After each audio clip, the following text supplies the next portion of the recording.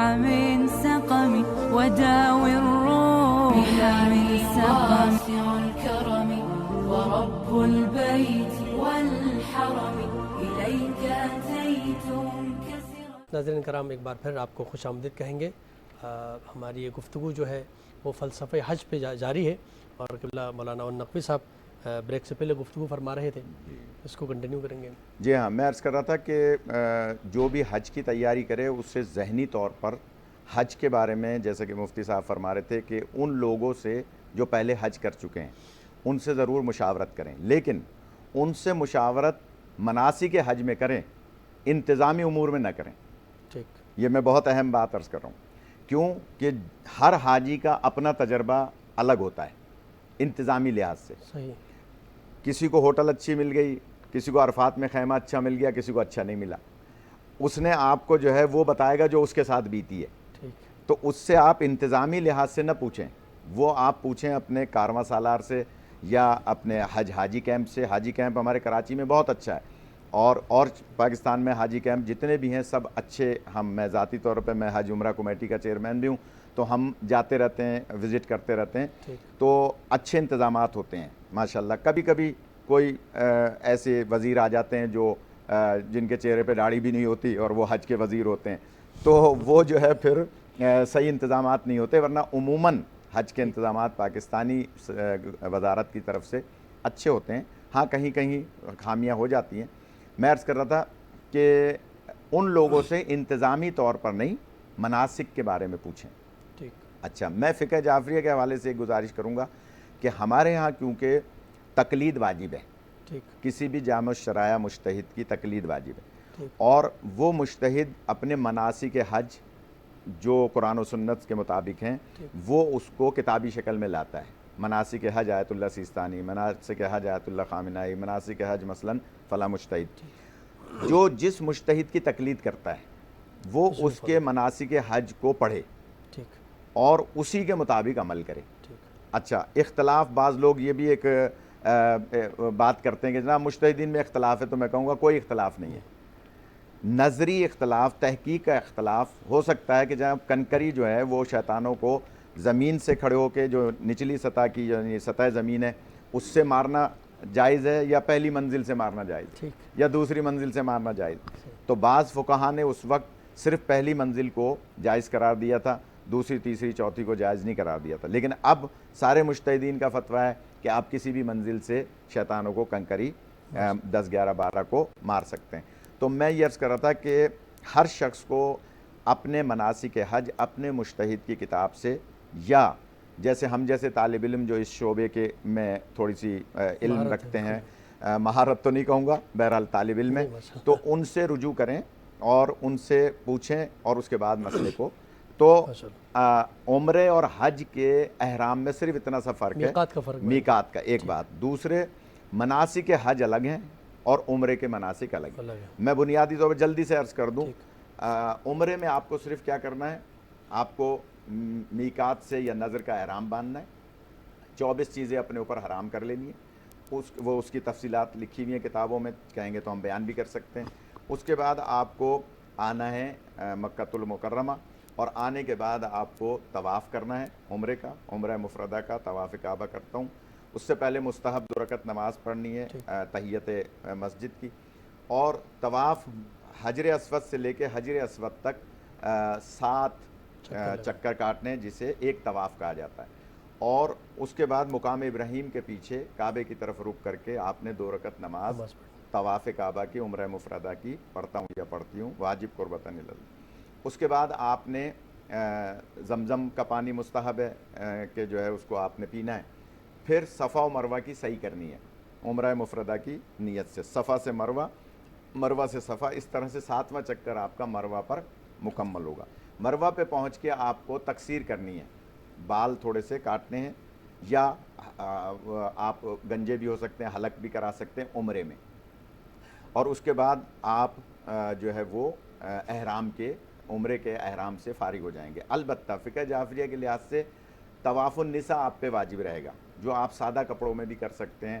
Hotel چلے گئے، دوسرے دن جا کے آپ نے طواف النساء کیا 7 چکر، اور پھر 2 رکعت نماز مقام ابراہیم کے پیچھے پڑھ کے یہ آپ کا عمرہ مکمل ہو گیا. لیکن حج میں کیا ہے کہ حج میں آپ کو احرام باندھنا ہے, اس کے بعد آپ کو مینا عرفات جانا ہے, عرفات سے پھر واپس مینا آنا ہے 10 کی صبح. 10 کی صبح آپ کو بڑے شیطان کو کنکری مارنی ہے, رمی کرنی ہے 7 چکا. اس کا نصاب ہے پورا, کنکری کیسی ہونی چاہیے, کریش کی بھی نہیں ہونی چاہیے, پہاڑ سے نکالی بھی ہونی چاہیے, اور اس کے انگلی کے پور کے برابر ہونی چاہیے انگوٹھے کی. اسی طرح سے 7 کنکریاں یکے بعد دیگرے بڑے شیطان کو لگنا 10 ذی الحجہ کو ضروری ہے. اس کے بعد قربانی کرنی ہے, اس کے بعد حلق کرانا ہے. جب آپ نے حلق کرا لیا تو آپ کا احرام اتر گیا. احرام اترنے کے بعد اب آپ کو جا کے خانہ کعبہ کا طواف کرنا ہے, 2 رکعت نماز پڑھنی ہے, صفا و مروہ کی صحیح کرنی ہے. تقصیر آپ کی حلق ہو چکا, اب آپ کو تقصیر نہیں کرنی کیونکہ احرام وہاں اتر گیا. یہ کام آپ سادہ کپڑوں میں کر سکتے ہیں طواف اور صحیح کا. اس کے بعد آپ کو 11 ذی الحجہ کو تینوں شیطانوں کو کنکری مارنی ہے ساتھ ساتھ, پہلے چھوٹے کو, پھر درمیانے کو, پھر بڑے کو. پھر 12 ذی الحجہ کو بھی آپ کو تینوں شیطانوں کو کنکری مارنی ہے. اور یہ بیچ کی جو راتیں ہیں 10 اور 11 کی رات, 11 اور 12 کی رات, یہ بیتوتہ کہلاتا ہے. یہ مینا میں رہنا آپ کے اوپر واجب ہے آدھی رات, چاہے مغرب سے لے کے اور نصف شب تک, یا نصف شب سے لے کے صبح تک. اور 12 کو آپ کو کنکریاں تینوں شیطانوں کو مار کے اور پھر واپس مکۃ المکرمہ آ جانا ہے. اور اس کے بعد باقی اعمال میں جیسے طواف النساء ہے وہ کر کے اور آپ حج مکمل ہو گیا. جزاک اللہ, بہت خوب. آپ نے عمرہ اور اس کے بارے میں احرام کے حوالے سے, میقات کے حوالے سے اور مناسک آپ نے بیان فرمائے. اچھا, میں آپ سے گزارش کروں گا کہ یہ جو مناسک ہیں ان میں اگر انسان کوئی کمی رہ جائے, انسان کی کوئی کسی مناسک میں سے کسی ایک کا ادا کرنے میں کوئی کوتاہی ہو جائے, یا ادا نہ کر سکے یا بھول جائے, ایک یہ کمی رہ گئی. دوسرا یہ کہ پھر انسان جب یہ کمی رہ جاتی ہے تو اس کا ازالہ کیسے کرے, اور انسان کو کیسے معلوم ہوگا کہ جو میں نے حج ادا کیا ہے یہ اللہ کی بارگاہ میں قبول ہوا یا نہیں قبول ہوا. تو اس کو کس طرح آپ بیان کریں گے؟ دیکھیں, پہلی آج جو آپ نے آخری بات کی ہے حج کی, قبول ہوا یا نہیں ہوا, یہ تو آدمی کا ایک اپنا عزم و ارادہ ہوتا ہے. وہ حلال پیسے سے جب حج کرے گا تو اس کے اندر ایک باطن میں ایک چیز ہونی چاہیے جس کو یقین کہتے ہیں کہ میرا حج جو ہے جو میں کر رہا ہوں یہ میرا رب قبول فرما رہا ہے. اور اگر آدمی کے باطن میں خود ہی شک موجود ہو تو پتہ نہیں قبول ہوا ہے کہ نہیں ہوا, پتہ نہیں قبول ہوا ہے کہ نہیں ہوا, پتہ نہیں قبول ہوا ہے کہ نہیں ہوا, تو شاید وہ قبول نہ ہو سکے. کیوں کہ آپ جب اس کی بارگاہ میں کھڑے ہو کے شک کا اظہار کرتے ہیں تو آپ کا یقین واثق ہونا چاہیے کہ یہ سارے کام جو اس نے فرمائے وہ میں نے کیے ہیں, اور اس کے مطابق میں حج کے لیے اپنے گھر سے نکل کے یہاں پر پہنچ چکا ہوں, اور مناسک حج جو ہے نا سارے کے سارے میں نے ادا کر دیے ہیں. تو آپ کو یقین ہونا چاہیے کہ میرے رب نے میرا حج جو ہے میرا یہ عمل قبول فرما لیا ہے. اس میں شک اور تردد نہیں ہونی چاہیے. جیسے دعا ہے تو دعا آدمی کرے تو پھر اس کو ساتھ ساتھ میں شک بھی ہو تو وہ دعا قبول نہیں ہوتی. دعا وہ قبول ہوتی ہے جو پختہ عزم اور ارادے کے ساتھ آپ کرو اور یقین کے ساتھ کرو کہ میرا رب جو ہے میری دعا کو, میری ان گزارشات کو قبول فرمائے گا. اب رہ گیا مسئلہ ہمارے یہاں جیسے نماز ہے, تو نماز میں کچھ چیزیں رہ جائیں تو ان کا کوئی بدل نہیں ہے, نماز دوبارہ پڑھنی پڑتی ہے. جیسے فرائض ہیں, فرض کو رہ جائے تو پھر اس میں وہ نہیں ہوتا. لیکن اگر واجب رہ جائے یا واجب میں تاخیر ہو جائے یا فرض کی ادائیگی میں تھوڑی تاخیر ہو گئی تو اس کے لیے ہمارے ہاں ایک سجدہ سہو ہے. سجدہ سہو ہم کرتے ہیں تو وہ اس کی تلافی ہو جاتی ہے. تو اسی طریقے سے حج جو ہے تو اس میں بھی کچھ چیزیں ہیں. ایک وہ چیزیں ہیں جو اس کے فرائض رہ گئے, جیسا کہ ابھی فرما رہے تھے کہ اب عرفات کا قیام کسی سے رہ گیا ہے کہ وہ عرفات میں حاضری اس مخصوص وقت میں نہیں دے سکا تو اس کا حج نہیں ہے. کیوں کہ اس کا کوئی بدل نہیں ہے. اب رہ گئے مسائل, کچھ واجبات ہیں جیسے حج کے, تو وہ رہ گئے تو اس کے لیے وہ جو ہے نا وہ دینا پڑتا ہے, جو ہے نا جس کو دم دینا پڑتا ہے, اس کو دم کہتے ہیں. تو وہ دم دینا پڑتا ہے. تو وہ جیسا جیسا اس کا عمل ہوتا ہے, جو غلطی اس نے کی ہے تو وہاں جو اپنا امیر قافلہ ہے, جو حج کرانے والے لوگ ہیں, تو وہ اس سے رابطہ کرے کہ میرے سے یہ غلطی ہوگی کیا, کیونکہ وہ تو جانتا نہیں ہے. تو وہ ان سے رابطہ کرے اور وہ اس کو بتائیں کہ تو نے کون سی غلطی کی اور اس غلطی کا مداوع اب کیا ہے. تو بعض اوقات تو وہ زیادہ ہوتا ہے اور بعض اوقات صدقہ ہوتا ہے, معمولی سی چیز جو ہے نا وہ ادا کرنا ہوتی ہے بعض چیزوں کے اوپر. جیسے میں نے کہا واجب ہے, اب ترک واجب ہو گیا ہے تو ظاہر ہے اس میں اس کے اوپر تاوان آئے گا جو ہے نا، لیکن اگر کوئی معمولی بات ہو گئی ہے تو پھر اس کے اوپر صدقہ آئے گا، وہ معمولی چیز ہو. تو یہ اصل میں جیسے روزے میں کمی رہ جاتی ہے، تو حضور اکرم صلی اللہ علیہ وبارک وسلم نے فرمایا کہ آپ صدقہ فطر ادا کرو تو وہ روزہ آپ کا جو ہے نا وہ اللہ تعالیٰ کی بارگاہ میں قبول ہوگا. حضور اکرم صلی اللہ علیہ وبارک وسلم نے فرمایا ہے کہ یہ روزے جو ہیں یہ معلق رہتے ہیں یہاں تک کہ آدمی صدقہ فطر ادا کرتا ہے. تو صدقہ فطر جب وہ ادا کرتا ہے تو اللہ تعالیٰ اس کے روزے کو قبول فرماتا ہے کہ اس کی خامی کمزوری جو ہوتی ہے وہ دور ہو جاتی ہے. اصل میں اسلام کا یہ جو تصور ہے نا، یہ حج میں بھی تاوان دینے کا اور یہ اس میں بھی جو ہے نا روزے میں بھی، تو یہ جو دوسرے انسان ہیں یہ ان کی خیرخواہی کے جذبے کے اوپر ہے کہ اسلام یہ چاہتا ہے کہ ایک وہ لوگ ہیں جو پیسے والے ہیں اور ایک وہ لوگ ہیں کہ جو اس دنیا میں مالی طور پہ زیادہ خوشحال نہیں ہیں، کمزور ہیں، فقیر ہیں، مسکین ہیں، اسلامی اصطلاحات جو ہیں ان کے بارے میں. تو جو لوگ ایسے ہیں تو ان کی مدد ضرور ہونی چاہیے. تو اسلام نے طرح طرح کے طریقے نکالے تاکہ امیر آدمی کی دولت اس غریب آدمی تک پہنچے، اس فقیر اور مسکین تک پہنچے جو معاشرے میں کسی بھی وجہ سے دولت کما نہیں سکتا یا دولت کمانے والوں کے ساتھ کھڑا نہیں ہو سکتا. تو اسلام جو ہے وہ اس کی طرف توجہ دلاتا ہے. جیسے نبی علیہ السلام نے آخری جو باتیں ارشاد فرمائی ہیں تو اس میں بھی غلاموں کے ساتھ جو ہے اس نے سلوک کے بارے میں ارشاد فرمایا ہے.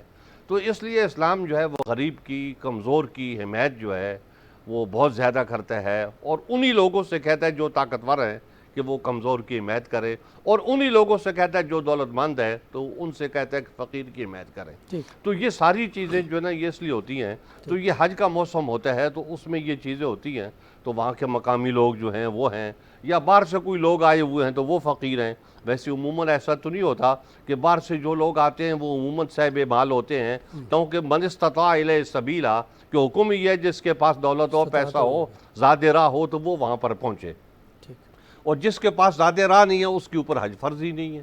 تو عموماً لوگ ایسے ہی پہنچتے ہیں، لیکن ایسا بھی ممکن ہے کہ سعودیہ ہی کے لوگ، وہاں کے مقامی لوگوں میں سے کچھ لوگ اس بات کے حقدار ہوں تو ان کی مدد بھی ہو جائے، اور پھر جو مقامی باشندے مکہ مکرمہ کے ہیں تو یہ ان کی مدد کا بھی ایک ذریعہ ہے.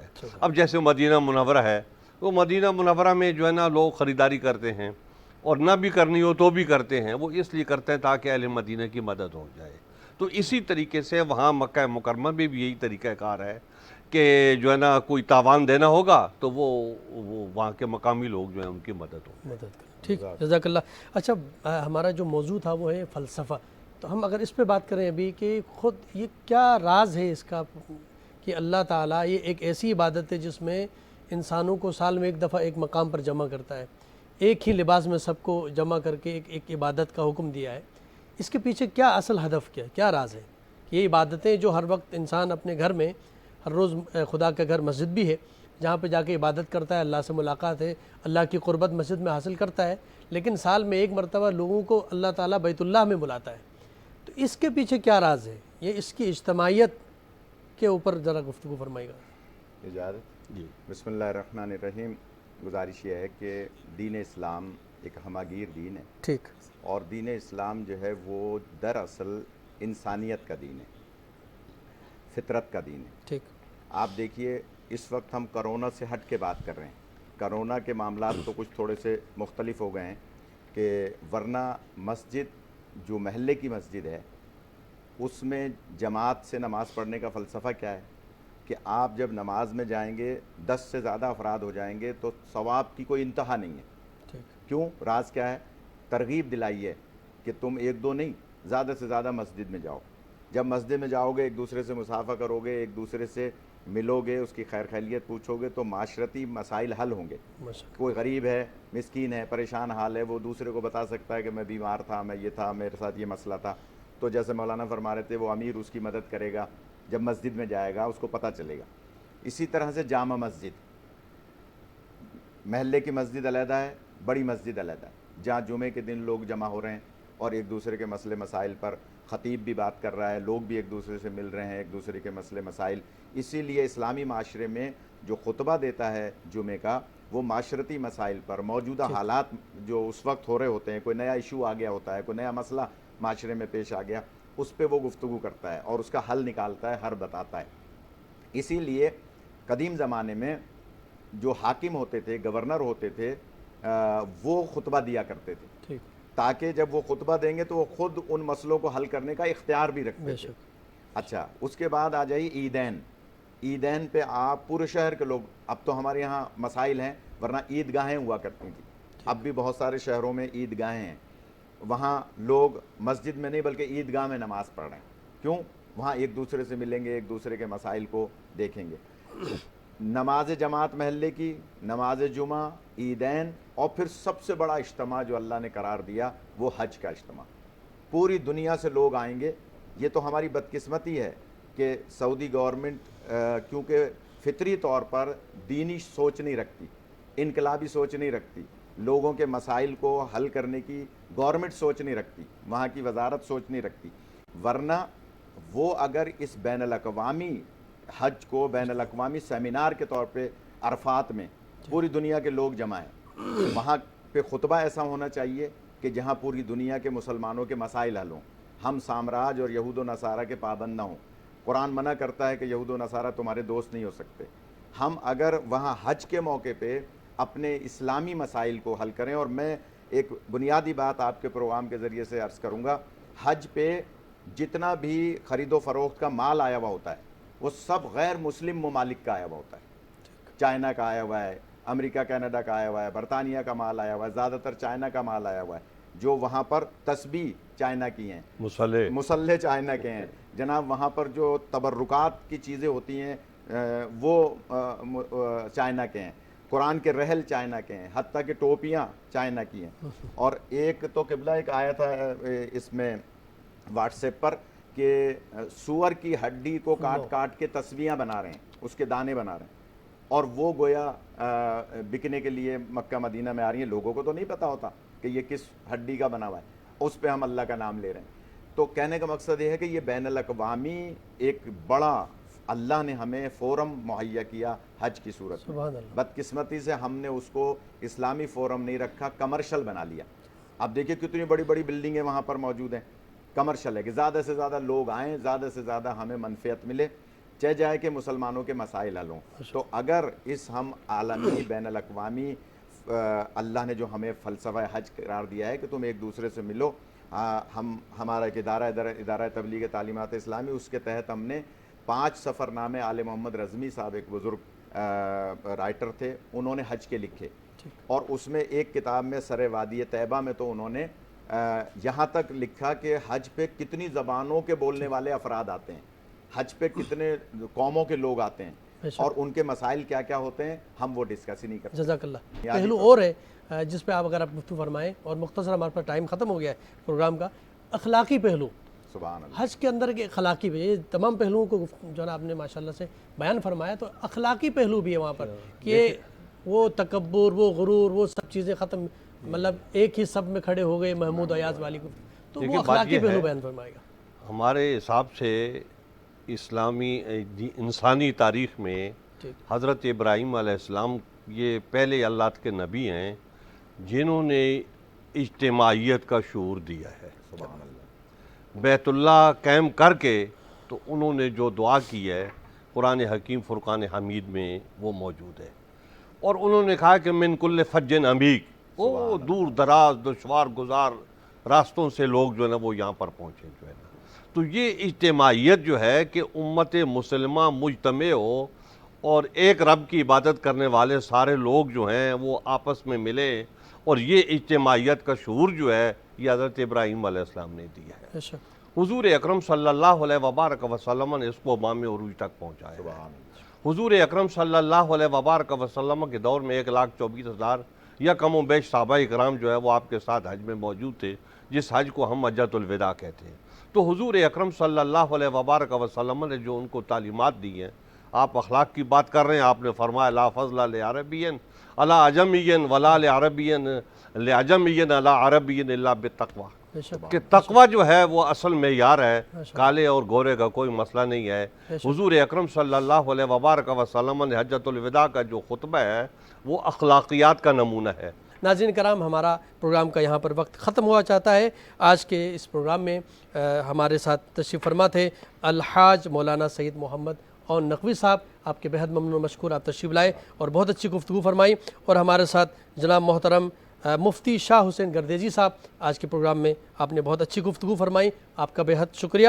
اور آخر میں گزارش کروں گا اس پروگرام کے اختتام کے لیے جناب محترم عزیز الدین خاکی صاحب سے کہ وہ اس پروگرام کا اختتام نعتیہ کلام سے کریں، اور میں آپ کا میزبان ڈاکٹر مظفر رضوی آپ سے اجازت چاہتا ہوں۔ انوار لٹاتا رہا عرفات کا میدان، انوار لٹاتا رہا عرفات کا میدان، اللہ سے ملاتا رہا عرفات کا میدان، اللہ سے ملاتا رہا عرفات کا میدان، سنت بھی ادا ہوتی رہی سرور دین کی، سنت بھی ادا ہوتی رہی سرور دین کی، سنت بھی ادا ہوتی رہی سرور دین کی، بخشش بھی کراتا رہا عرفات کا میدان، بخشش بھی کراتا رہا عرفات کا میدان، دنیا کے ہر ایک خطے سے آتی رہی مخلوق، دنیا کے ہر ایک خطے سے آتی رہی مخلوق، دنیا کے ہر ایک خطے سے آتی رہی مخلوق، دامن میں چھپاتا رہا عرفات کا میدان، دامن میں چھپاتا رہا عرفات کا میدان، ہر ذہن کو تسکین ملی مزدلفہ میں، ہر ذہن کو تسکین ملی مزدلفہ میں، ہر ذہن کو تسکین ملی مزدلفہ میں، ہر دل میں سماتا رہا عرفات کا میدان۔